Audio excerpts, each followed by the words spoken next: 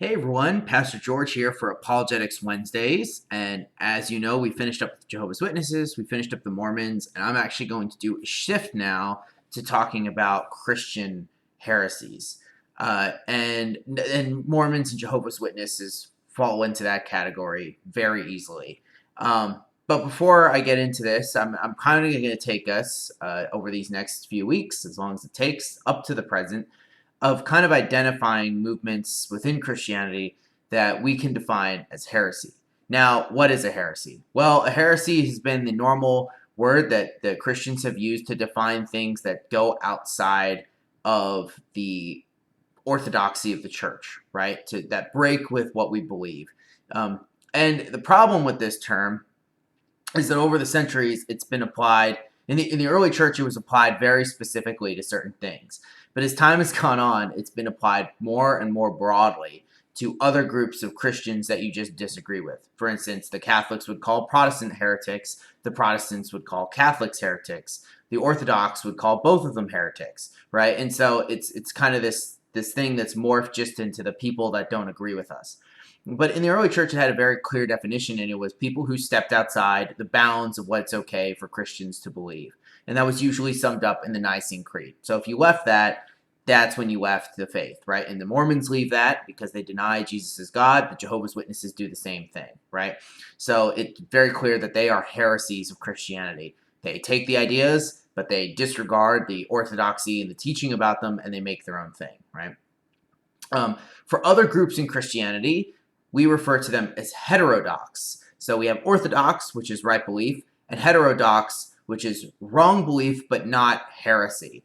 So it's this idea that they are still Christian, right? But they just interpret these beliefs wrongly. So as Reformed Christians, if we believe that our version of Christianity is the closest to the truth, like I consider us the Orthodox, and I consider everyone else who is Christian a heterodox. Doesn't mean they're not saved, doesn't mean they're less than. It just means that they do not fully have the full grasp of what Scripture is trying to teach. All right, and that's what that's all about. So we have heresy, which is not Christian at all, and there's heterodox, which are Christians who believe things differently than us, but are still 100% Christian, right? Catholics, I think, are a very good example of that, right? I believe Catholics are Christian. There's no doubt about that. It's how the church has defined certain things that I find troublesome and away from Scripture, but not to the point of losing salvation, though some people disagree with me on that.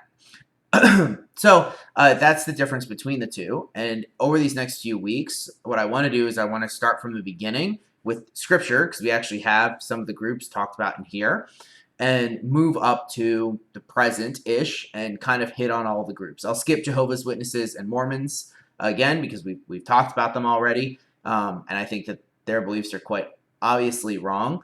But we will be hitting other groups, because what I've noticed that many of these heresies that the church has decried as bad keep coming up again and again, or people are, I don't think closet, because closet implies that you know you're one, but people believe these things and they actually don't really have much of a reason to, or they don't understand that the church has taught the exact opposite in the past of what those things are. And so we're going to be moving forward on that.